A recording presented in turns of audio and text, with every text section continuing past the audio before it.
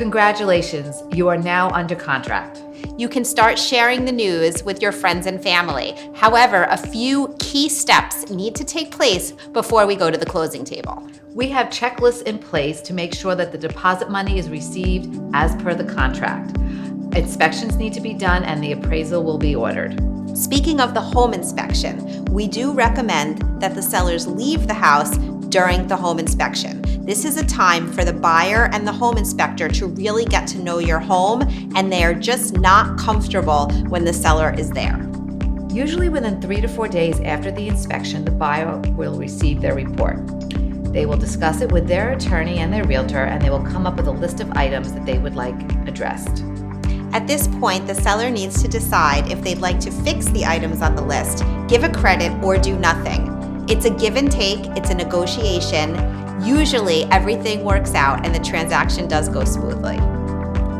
If you have well water, it is your responsibility as the seller to have the water tested.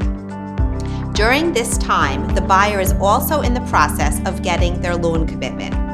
In order for a buyer to get their loan commitment, an appraisal needs to be done. When the appraiser comes to the house, again, you do not need to be there. A realtor will be with the appraiser and will be able to answer any questions they have. Shortly after the appraisal comes back, the buyer will be issued their loan commitment. At this point, you can start packing. You need to be organizing, giving away things, have a garage sale, throw out, donate, give to friends, but you must be seriously packing now. Let's talk about the closing date. The closing date set forward in the contract can be changed. Don't be alarmed. This is very common. We cannot close until we hear a clear to close from the lender. This usually will be 3 days prior to the expected closing date. Now, the buyer will have a walkthrough either the night before or the morning of closing.